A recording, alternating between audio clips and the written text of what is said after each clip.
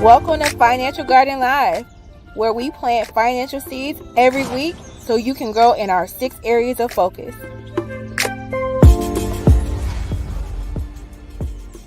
Emotions and money, entrepreneurship, budgeting, banking, debt fundamentals, and investing. I'm your host, Tasha Danielle. Let's dig in.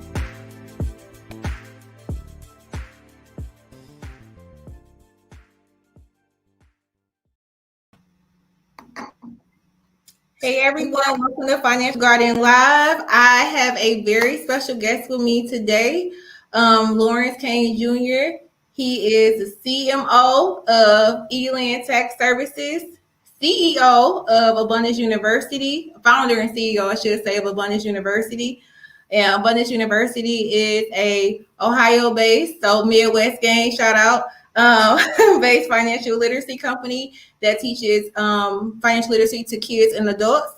And Abundance University's mission is to make financial education fun for kids and available to the average person. Lawrence Cain is a social media strategist, financial coach, facilitator, podcast host of Abundance University, author of 3 books, 2 in paperback. One is Money Seeds, 30 Financial Principles for Adults. And the second book is Money Seeds, 15 Business Principles. And the third is an ebook, and it is Money Seeds of Abundance. Did I get that right, Lawrence? It's 30 Days of Abundance. 30 Days of Abundance. And he has a book coming specifically for teenagers this year. So be on the lookout for that. So he has so many titles, but the one that's probably the 2 that's most important to him probably is husband and father.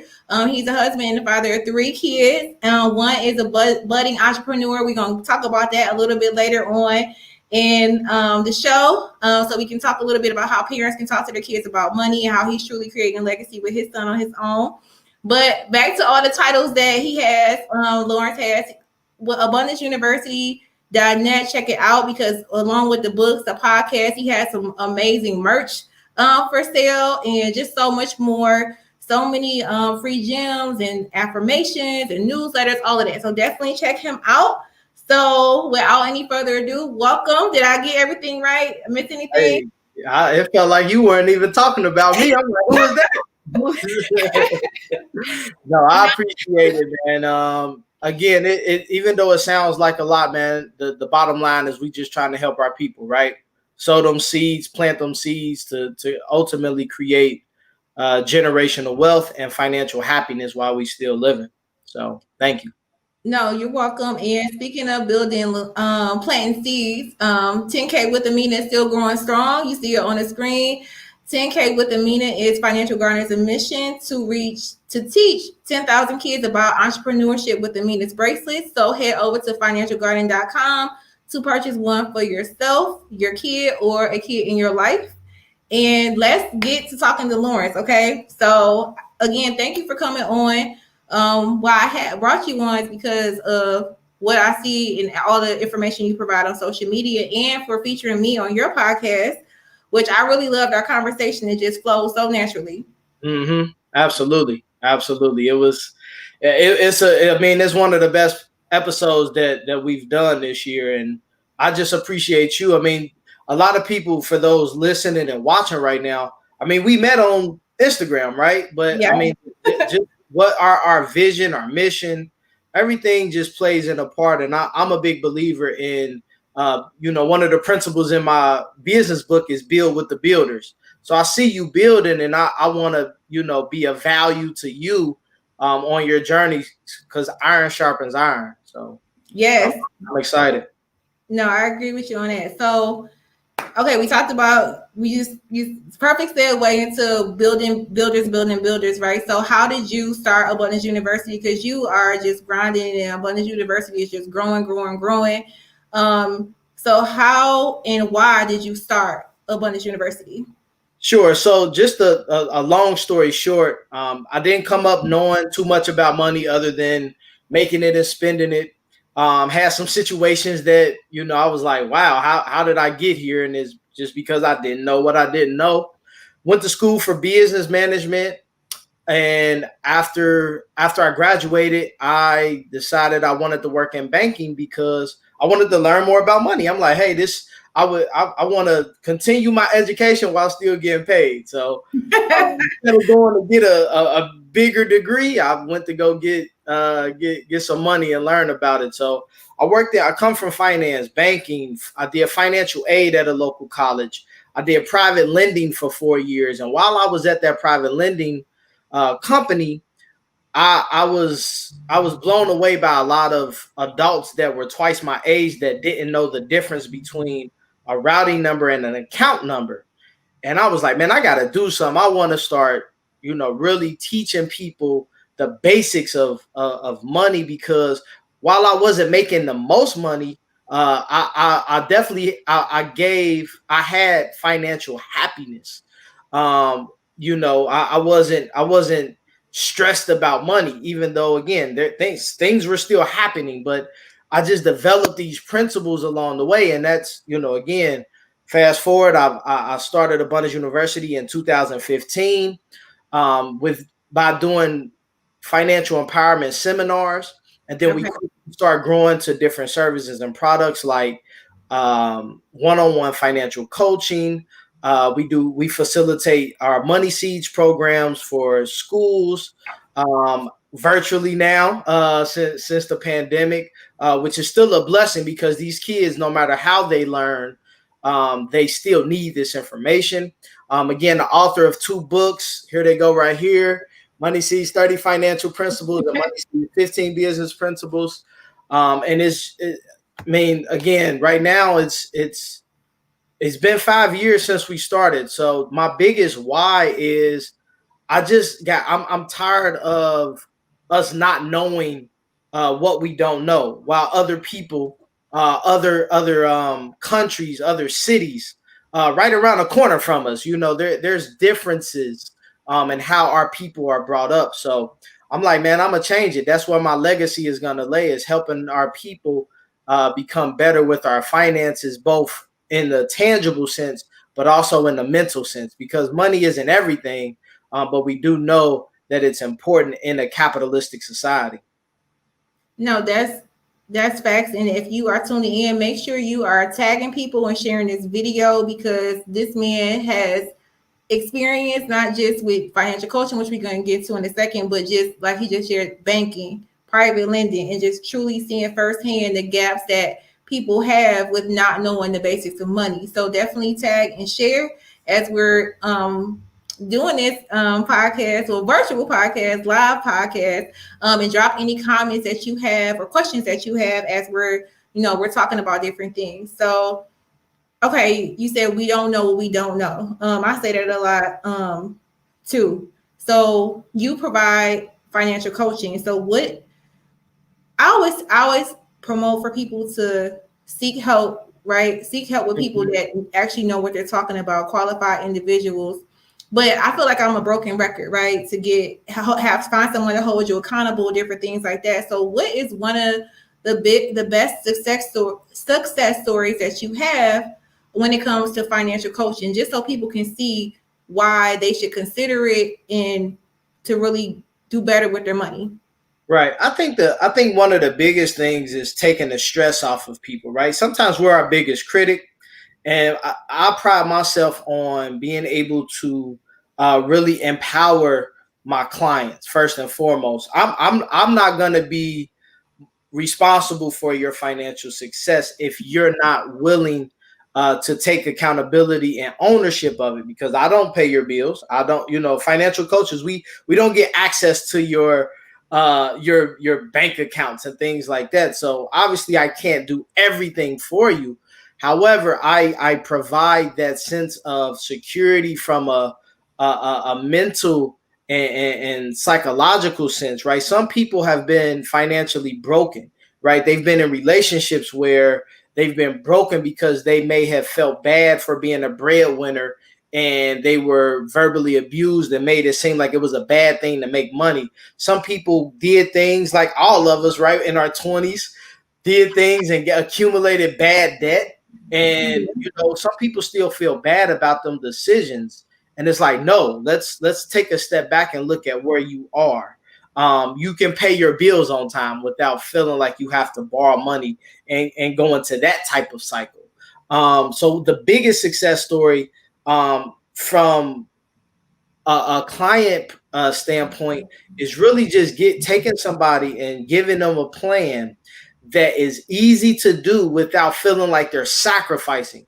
Most people, the myth about financial coaches, or when you deal with somebody and when it comes to their finances, is that now I can't live my best life, right? And being somebody who paid off all that debt, is that you still enjoy life. You created new ways to enjoy life. So that's one of the things that we do. And I got a client that literally in the first month, she was able to save $800, right? Wow. The month before that, she only saved $50. She didn't make any more money the month that we started than what she did before. And including that's included having to pay me now. So again, she had the money, and not only that, because we're attacking her savings plan so aggressively, it's going to create her the freedom to be able to buy a car cash, so that she doesn't have to get any more debt, and she will be able to, once she gets the car, she already has the habit of saving. So now everything else that she wants, buying property, and her credit was already good. So that's the biggest thing right now in the pandemic. If you can save as much money as you can, that's a big blessing right now, because some people are still dealing with the struggles that has been brought upon us because of the pandemic. Whether it's you're working more and it seems like you're still not making a way, or you're not working and you're trying to find your way. So having a financial coach, you get perspective, you get strategy, you get accountability, you get consistency, right? Some people can save for 2 months, but then their birthday month come and now it's back to like, I'm gonna create the plan and we gonna factor in your birthday to where we actually talk about it and make a plan so that you don't blow these last 2 months up, and then now you got to start over and feel like you got to start over. So that's the biggest thing for me, and I'm appreciative of other clients that have worked with me, and looking forward to serving more people. No, I'm glad you shared like that person was able to save that much money without creating extra income and still paying you. That's just because a lot of people just don't realize what they're spending. They don't really want to track it. They don't really want to look at the numbers. I'm glad you're able to share that story just in 1 month where someone was able to save, and probably before working with you didn't even think it was even possible. Just like, I got to get another job. I got to figure out a way to get more income, but that wasn't even the case. Yep. All right. So I know you mentioned being like coaching that client, being able to get maybe buy a car in cash, right? So what is your thoughts on debt? Do you think debt is a friend or a foe? Like, do you on that? I think honestly, we got to put it in perspective of lifestyles, right? Right. I think debt can be bad and good, right? It's one of those things where if you take, for example, somebody who needs a reliable car. Before I got with my wife, I used to buy a lot of lemons. Like, every car I got was less than $2,000, and less than 10 months later, I was junking it, right? So I end up having to get a car and getting my first car note when I was 23, and I needed it though to get back and forth to work. I had a son, right? Like, so that was in my mind, that was good, a good debt expense to have. Now we refinanced, I got my credit right, and paid it off faster. So being able to understand your current situation and what would make the best sense. Sometimes that type of debt is a way to go. But that isn't normal. We should normalize it to where it's like, well, I'm gonna just finance everything that I get. There's things that there's ways that you can work around that. Again, getting an $8,000 car as opposed to that $30,000 car, so that you can pay it off faster, save that money, and then by the time that car breaks down, you can get something again for cash, even better. Then you can get a real $30,000 car. And then also looking at it from the perspective of an asset, right? If you have rental property, right, you purchase a 4-family unit. Yeah, you have a $1,200 mortgage on it, but you have tenants in there giving you $2,400. So let's pause right. Let's pause right there because our house hack, and that's how you broke it down. Is how I view credit. I don't believe in just having getting debt just to like quote unquote live your best life and pay for it later. It needs to make sense. And so the car story I can relate. I had like 3 hoopties in college. Had a car where I had to like twist wires together to get it to start. All right. So I'm talking about hoopty. Okay. Yeah. Sure. So and then when I got the first car, when I got at least a car, I hated having the payment, but I was able to afford it, and I knew I could get to and from work how I needed to get there. So I know some financial experts say, just get the hoopty to pay off your debt. I don't believe in that. That's not my philosophy. It needs to make sense for you in your lifestyle. And what you just touched on as far as like a house, like that, I don't say I'm debt free. Yeah, I paid off the $80,000 in debt, but I never say I'm debt free because I do have a house. But at the same time, I rent out one side and I live in the other, so I stay for free. But I still have a mortgage on my house. You know what I mean? It's still debt. I have another rental property. It's a mortgage on that. But it's just about being smart. I got reserves. So even if somebody not paying rent in COVID, I'm not over here like, oh my God, how am I going to pay this? You know what I mean? So it's just, like you said, being smart and really know what's going to work for you. Mm-hmm. Yeah, so that's key. So we got a comment. Yes, thank you. I agree. Like that's why I wanted to have you on, especially from a male perspective, Black male out here doing it and creating a legacy for his family and educating others along the way. And I do love the fact that you have your shirt, Invest in Black Women. I'm surprised you're not wearing it right now. yeah. Nah, it's been a long day. I'm actually getting ready for an event this weekend. So I was like, but this Feed the Youth shirt is actually, this is a nonprofit organization that one of my childhood friends of my younger cousins started, and I'm on the board where, we'll be teaching financial literacy. We'll be doing athletic training, career readiness, a lot of stuff. So shout out to DeMarcus. He might be watching this on Facebook, man. But yeah, I mean, I'm all about supporting my people. So, I view other, like if like your brand, like we need Amina, we need them 10,000 kids. I'm a push for that, just like I'll push for Abundance University. So that's the collaboration is better than competition. That's a principle in my book. And again, my principles I live by. So I ain't just write a book just to, I found these principles on Google. Like no. Facebook, the beauty about Facebook is that those Facebook memories pop up 3 years, 4 years before I wrote my book. I was saying them principles on there. I was making them statuses. So I embody a lot of the things, basically everything that I talk about. Right. And it's so funny. So we talk about, and I know we're going to talk about credit, but I'll sit down with somebody and I'll, go over their credit score and stuff like that. Then I'll show them mine using, like Credit Karma or something. And they're like, man, your credit score is good. And I'm like, why wouldn't it be like it? I don't think you would want me to be your financial coach if I had a 400 credit score.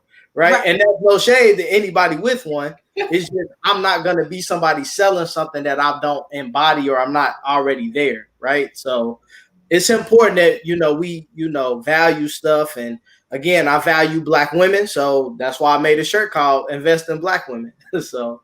And everybody watching, make sure you head over to abundanceuniversity.net, right? To get the merch, get all the goods that he has on that we're talking about right now, especially the books. But the shirt, it's on a mug, right? It's not. It's we got the shirts. We get ready for hoodie season, and we did have iPhone cases, but we sold out, man. They sold out ASAP. So Okay. we got some stuff in store for 2021 right now. We trying to get everything is in seasons for me. That's one thing I learned this year, just even before this year started, breaking down your business into phases and really breaking down our finances into phases. So sometimes we feel overwhelmed with our finances because we want to do all of these things. We want to pay off this debt and this debt and get a car and save for a house. Like, so we're doing all these things and we become overwhelmed. I learned how to break things down in phases. So our business right now is focused on creating more programs into our schools, both locally and across the country. So if you're, watching this, somebody that works for a school, you have two people on here that would love to work with these schools, with with Amina's bracelets, with money seeds, just tap us in. That's our focus right now. And then we use that to be able to provide other things in our community. And again, like we were talking offline, I got 4 interns coming from my alma mater, my old high school, North College Hill. They'll be starting with me, and I'm gonna teach them everything. I also throw in teaching them how to create their own personal brand website for free, just as I'm gonna help you build this so you ain't gotta wait till you get out of high school to start being you and monetizing who you are already. So yeah, I'm excited, man. I love my people. I love the youth, and I honestly believe that this is the time where we can sow those seeds, because when we see the other side of this pandemic, it's gonna be great for people who prepare for it. Right. And you know what's gonna be so funny is when we get back to normal, please God, let us get back to normal soon. After a few months, we gonna forget all about this. You know what I mean? That's what that's what I feel. That's what Yeah, it's gonna be. yeah. Because somebody asked me like favorite restaurant. I'm like, I don't even remember. Like, I can't even remember just being out and about normal anymore. So, Right, right. um, Well, especially without no mask, you look at old movies and they at the restaurant. You're like, you can't even do that. right, like what's that life about? No, but definitely, like I said, if you're watching this, drop some comments in. If you got questions, let us know. Thank you, Natalie. That was a gem. He stayed dropping gems. He dropped all the gems in his book, like he just said. Um, so definitely check out abundanceuniversity.net. But let's talk about credit. So I got your views on that, and I agree with them. Mm-hmm. Credit. So I know you do financial coaching. I'm assuming that one of those things that you do is help people to learn and improve their credit. So with, Correct. with that, what is one of the biggest myths that people come in with you to talk to you about credit? I think couple a couple myths are, after 7 years it'll automatically fall off. That's not true. It's gonna stay on there. They just gonna fall off if it's a derogatory mark that has negatively affected your credit. It will stay on there as long as don't address it. So that's number one. I think I think also the biggest one is that your score is the most important thing, and that's not necessarily true. You can have an 800 credit score, which we know, if for those who don't know the scale, 300 is the lowest, 850 is the highest. You can have an 800 credit score, but if your debt to income ratio is high, meaning you may earn $40,000 but you owe $300,000 in debt, there's this it's going to be hard for people to actually approve you for things. So the I got a credit. question for you right. I got a question for you right there, because what I hear people say is, "But it's good debt though? Does it still matter if it's good debt? Yeah. If it's that debt to income ratio is off?"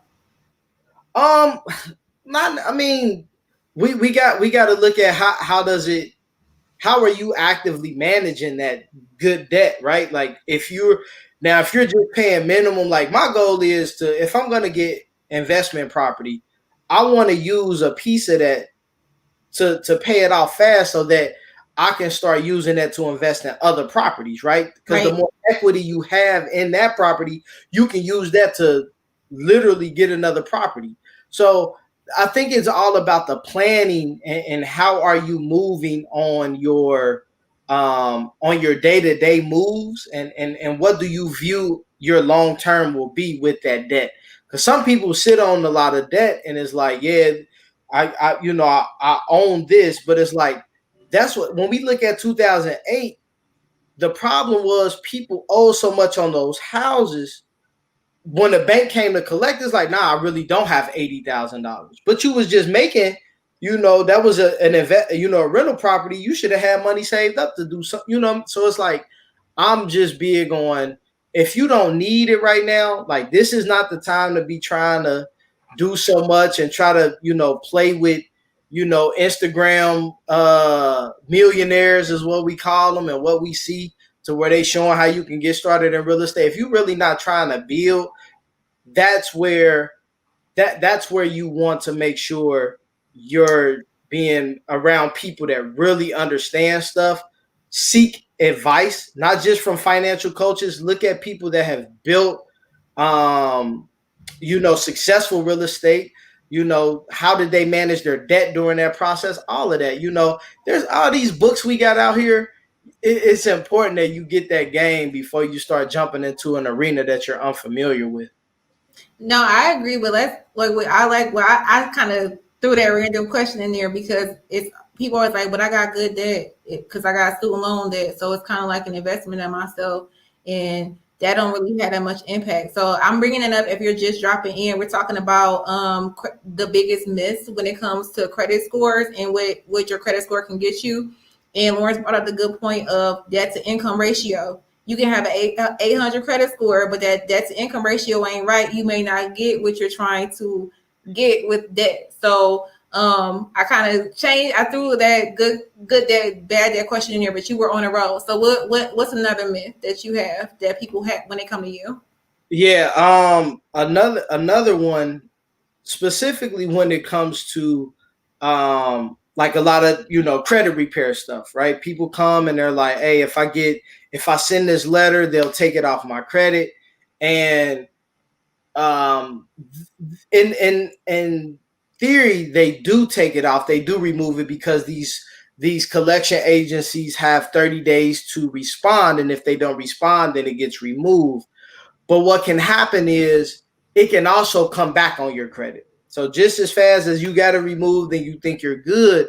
If it's a valid debt that you owe, it can come back. They can reopen it, and again, it can still negatively affect your credit. So I advise people, get with somebody. Again, if you need derogatory marks and collection accounts removed or addressed, get with somebody that specializes in credit repair, and they can show you documentation that they've done that, because you don't want to be paying somebody monthly and they don't do what you need them to do. So that's one of the services we provide at Elian Tax Services. And her information is on my website. You can also, if you're on Facebook, if you're on Instagram, she is on Elian Tax Services. That's her handle on all social media. So you can follow us, reach out, DM us, and set up. We work with anybody in any state. But it's important to get with somebody who literally does that for a living. So Yeah, that's the biggest. That's probably those are the top three myths that credit gives us right now. no, and when people's I I know the whole thing about how to improve your credit in theory and do it. I've done it for myself. When I had some stuff, I had fraud on my account. I had to get some stuff removed. So that was my impact with removing derogatory stuff. But also, I tell people that it's not just a one and done. It is time consuming to keep following up with companies, sending it out. Like you said, they can reopen it. And so I'm like, I don't have, that's not my specialty. I don't have time to keep basically a good file in records, you know what I mean, of what letter I sent out and using the right wording. So I'm glad you said that. We did have a question that came in as far as like, what is the best way to address derogatory marks to improve your credit health? So first, being able to see are they valid or not, right? Are they actually yours? Are they actually in good stand? Did they contractually are they good? And if not, then they can get removed. If they are, and you do owe that, for me, there's really three options. You can either pay in full, which I don't recommend. you can do you can do a payment plan, which is the second to last thing that you would want to do, or you can look and ask for a settlement. So you just think, right? Let's say you have a derogatory mark that's $500. It could have been a hospital bill. That's what a lot of derogatory marks are, hospital bills.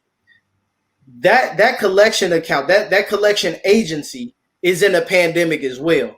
People ain't gonna pay them right now. People gotta survive right now. You can call them right now and you can say, look, you know what it is. We're in the pandemic. I really want to get this off. I got 150 for you right now. Because guess what? If they say no, it don't affect your credit anymore. It ain't like they can drop it any less. So us as consumers, we have the leverage right now in this pandemic. When it comes to these derogatory marks, you call it, look, I got, again, you want to pay 500 to get your credit right or 150? It's just one of those things. So those are the three things that I would advise people to do. I always advise my clients, look, go for the settlement, get it in writing that if you pay that settlement amount, they'll remove it as a derogatory mark. And it works. I've done it myself. That's what I did like years ago before I even had my business. Before we went to go get a house, I did that. I was like, look, and then we weren't even in the pandemic, and it worked. So I can only look you better use this pandemic to your advantage. That's derogatory mark. And let me know how it went. No, and I will say that with the biggest thing that you just said is that deletion letter. You want to make sure when you negotiate, you get this stuff in writing with whatever you agree to, so they can remove it too. And if you're not sure if it's yours, you listen. I'm thankful to have a great insurance now, but I've had insurance where I went and got a hospital bill or an X-ray bill like 4 months later, and it's my PPO portion, and I'm like, what is this? So it could be some stuff on there that you don't agree or don't know. You can ask for that validation letter and kind of go that route too to even validate the debt before even making negotiations. So just make sure that you're on that phone and you want proof if it's your stuff, if it's your debt, if you know it's your debt and you don't got to go through that. Like Lauren said, call them, negotiate, get that letter to get it removed, and then you should be good. So we got a few minutes left. So if you got questions about credit, drop them in. But I want to switch gears for a minute because I told everybody, Lauren, that I was going to be talking about credit, and I don't see too many questions. So I want to talk about legacy building, which I really like what you're doing. Aside from we got the same mission. We not just want to educate. We don't want to just educate adults. We want to educate children. And your son, he is an entrepreneur. So how did you get him on that path? I honestly believe that it has been just the environment, right? I think what you're exposed to really helps create who you are, right? If you're growing up in an environment that is always talking about something, naturally you're gonna start learning more about what that something is, whether it's sports, business, drama, like whatever it is, right? You usually one of the byproducts of that is you starting to want to be a part of that. So when I started my business, I believe my son was 3 or 4, and he used to come to all my seminars.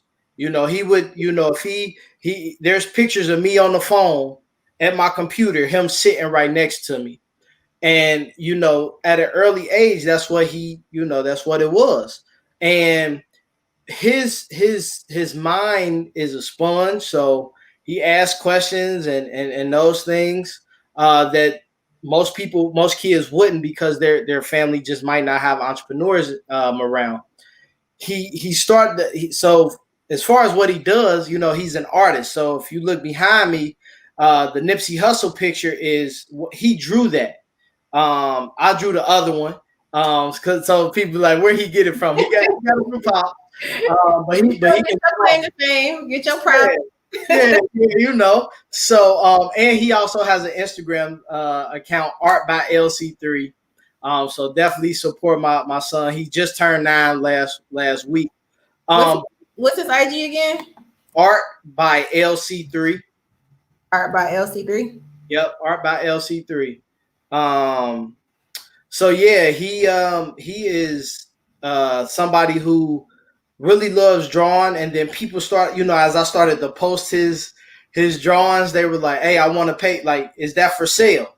And I'm like, so people would comment, and I'll be like, "Hey, Lawrence, they're saying that they want to buy that. How much you selling it for?" And he was like, "Tell them 20." And I was like, "Oh yeah, he's thinking." And I remember one time before he even made a dime, we were drawing book. I was like, let's make our own bookmarks, right? Because I'm like, let's, if we're gonna read, we need to have some cool bookmarks. And he was like, man, we should like create one, make copies, and sell it at school. Now this boy is in the first grade when he said this. I'm like, what? Like, okay.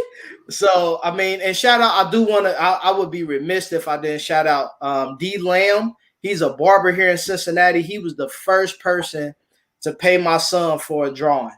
So I'm forever indebted to that guy, D Lamb. Shout out to him.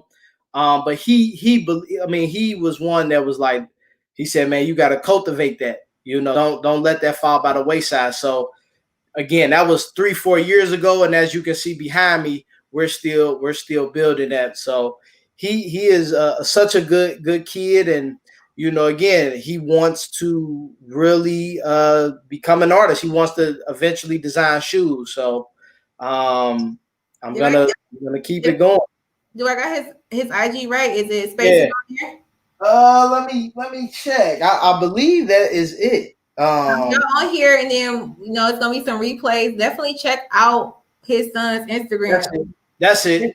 Okay, I wanted to make sure it had the spaces and everything right. So check out his son. He's 9 years old. He's an entrepreneur selling artwork. His dream is to design shoes, you said? Yes, that's his ultimate. That in the NBA, which he's actually pretty good at basketball too. So we'll see. We'll see. All right, let me I knew him when he was drunk. For sure. He blew up. He gonna sponsor Amina's books all across the city. You know what I'm saying? We gonna make sure we pour back in. All right, no problem. No. So people always ask me like how to talk to your kids about money. They are sponges, like you said. He's observing you on the phone, and he got this mind now like, how can I flip this? Like, we making these bookmarks, but we could copy these and sell it. You know what I mean? Yep. And then, like, that's so funny. We use like how much to charge you? Charge him for the artwork. Tell him 20. Like, you know what I mean?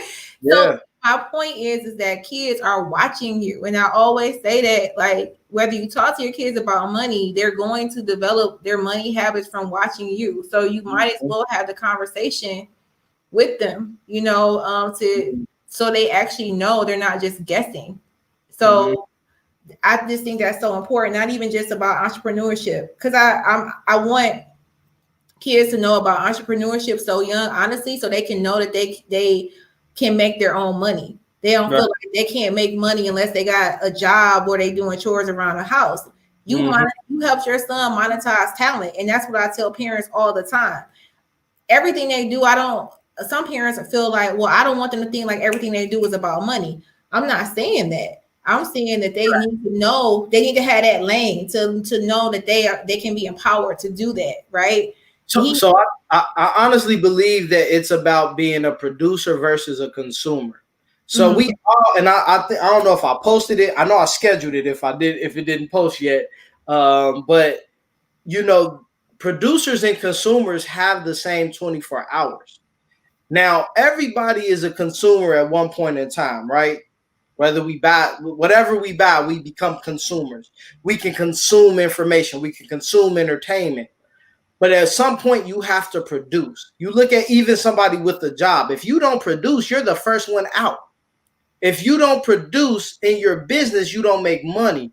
So, you know, a lot of parents, you know, may feel like they don't want it to be about money, but it's not about making money. It's about producing with your gifts. And we all are entrepreneurs, whether we work for somebody or not.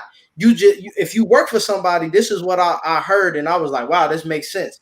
If you work for somebody, you just got one client. So whatever you do at your job, you can do for multiple people. You can find a way to do that for multiple clients. But you chose to work for one client. That's okay. What we're doing with Amina's bracelets with money seeds is that we're giving them an option to understand that, guess what? If you don't want to work for somebody, and even if you do, you still need to abide by the same principles, because it's not about job security, it's about income security. So whether or not in the pandemic, I made more money during the pandemic than before the pandemic, and I don't do anything outside of the house. So that's not because I'm so special, it's because I've been working at this so long that people really are starting to recognize the importance of what I do. So I'm taking advantage. And again, I'm a farmer when it comes to my business. When we talk about seeds and gardens, I embody that as an entrepreneur. So I don't go and rush. I'm not making 100. I'm not that entrepreneur that makes 100 cold calls. What I do is I post on social media every day valuable information. I use my network. I make sure I'm adding value to the people who need it. And a byproduct of that is people support me in a way that I can provide for my family. That's what we need to teach. Because if everything is about you, then regardless of if you're a producer or a consumer, nobody even wants to be around you. And that's where bullying comes into effect. Bullying, like there's no room for bullying in this world anymore. And we have adult bullies, and it's because you're insecure about you think somebody's gonna take from you. Nah, I'm a producer. I'm gonna produce with or without you being around me. So what you do ain't gonna hurt my pockets. Ain't gonna stop your shine. Ain't gonna stop your money at all. Just look at us. We do the same exact thing. We do it differently based on our experiences. But guess what? If a school wants, it may be a school that wants a woman to be with the young girls in their young girls group. Now I can be like, you know what? I got Tasha with financial garden, and she can do it virtually. I know she in Michigan, but guess what? She can do this in Cincinnati because it's virtual now.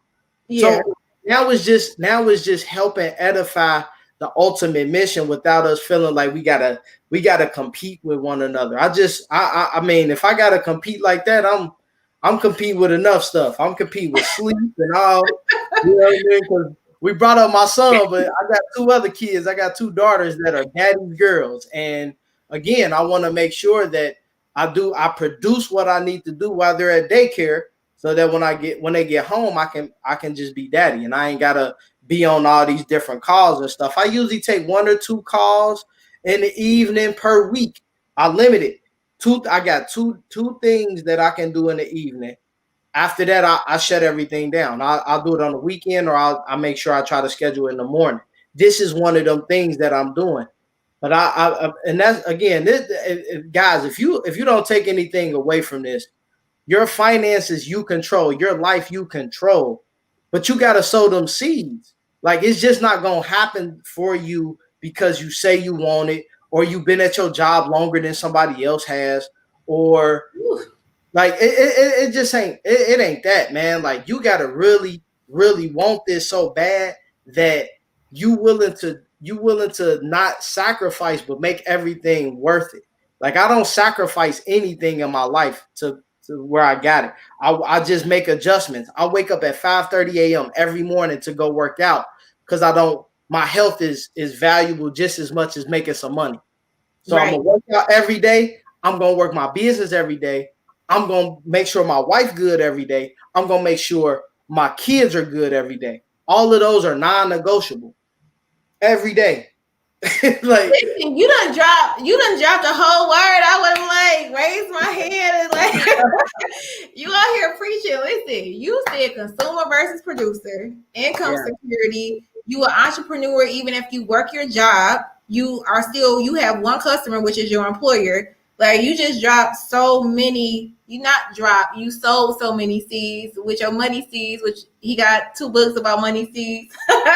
And he has those books because what is he doing all the time? He's sowing seeds. So you just that whole thing is about to be a clip because you were just going. You know what I mean? nah, man, I just want my people to be better, man. Like, it don't take much to get back. Again, one day at a time. What can you do? Again, when we get off here, we gonna pray. Me and my family pray at 8 o'clock every night, and then I get my stuff ready for the gym. When I wake up at 5:30, I ain't gotta be searching in the drawers for workout clothes. It's laid out in the living room, so I gotta go to the living room to get dressed and get out the door. It's just setting yourself up for success. There's a if you follow me on Instagram, in my Instagram stories, there's a book called Getting Organized that I said it changed my life. When you start getting yourself organized, people really don't understand the power of being organized, man. It do something to your spirit. Shout out to Carmen with her. That's my good friend. She actually is an entrepreneur. That's sowing seeds. She actually does. She has a smoothie company here in Cincinnati, and we about to try to take it global. So shout out to Carmen for that feedback, man. But no, we got, man. Listen, get yourself organized. Have a money day. Me and my wife, we have financial meetings. We look at our finances. She knows what's coming in, what's going out. Again, we just talking offline. We just got a new car this week, so we got to talk about how that factors in, and talk about how we gonna pay that off fast, just like we did my car. She's a warrior. Like, she worries a lot. It's just her natural thing. Like, well, what have we considered this? Hey, look, have you considered this? I'm I be dreaming like, hey, we gonna get to the millions eventually. We'll reel y'all in because y'all just be woo. Yeah, for sure. She be having real, but at the same time, I gotta tell her, where does your faith lie? You got to speak life into your finances, and you got to speak life into what it is that you really want. And you can't have you can't guess on your faith, right? God don't guess on us, so we can't guess on, oh man, I hope it happened. Like, no, if you putting in the work, if you understand that you're doing it for the right reasons, God ain't gonna deny you for that. That's just how I feel. Like, I'm big on that. So if I'm doing right, I'm making sure I'm eating right. I'm making sure I'm giving right information. I'm not charging. I'm not getting over on people. Like, I didn't have to cut people off. Like, like, hey, I can't. You would be like, I've had people that really wanted to pay me to be their financial coach, and I'm like, you don't need me. Just do this. And I gave them hey, look, just do this. And if you follow that, you good. Don't even I'll be stealing money from you. Yeah, I'm glad you, because I do the same thing. I'm like, listen, I know what you need to do. I can just tell you this few minutes. You don't need, I don't work one-on-one with people anywhere. If people just keep forcing it, I'm like, okay, let's talk or whatever. Because if you say you really need my help, but I was having just do free consults, especially in my church. You know what I mean? I started doing this from being in church. You know what I mean? I'm a CPA, but like really helping people one-on-one came from a church. So it's like, let me just talk through it. Let me just throw you some gems. Like, you just want to keep working with me? Okay, then we can talk. But like you said, if you know that person that really don't need your services, if you tell them a few things, they're gonna rock with it and go. Yeah, so some people self-starters. For some people, they do need one-on-one because they know they need that consistent person that is not leeching on to them because what they can do for me. Is like, nah, I'm actually like I'm basically your silent partner in your financial journey. So use me and use my resources. I connect them again. connect them to Elin if they need tax advice and tax services. I got a bunch of financial planners. Again, I don't deal with investing, so I got somebody who does that. I got a few people that do that actually. When it comes to business things, it's funny. All of my one-on-one clients are actually entrepreneurs. So now I'm helping them with their personal finances and their business finances, and showing them how to balance it to where one isn't so heavy that the other one is like, man, it can be a struggle. So Listen, wait, that's a whole other topic. That's a whole other show. Bit like business coaching, financial coaching, like really setting let's up. do it. Set it up. Listen, understanding how to do projections and just really, I'm not even gonna go off on it. But before you go, like, what do you want your family legacy to be? What do you really want your son and your daughters to know and know about money and legacy? That's heavy. I mean, for my family, I just want them to understand that money is a tool, and that we possess the power to be good handyman and handy women when it comes to it, right? If you have a hammer and you throw it against the glass and break it, it's not the hammer's fault. It's your fault as the person who held that tool. So as my legacy, I want to be, I I'll just end with this. If you give a man a fish, he eat for a day. You teach a man to fish, he eat for a lifetime. But if you teach that man how to own a lake, he can eat for generations.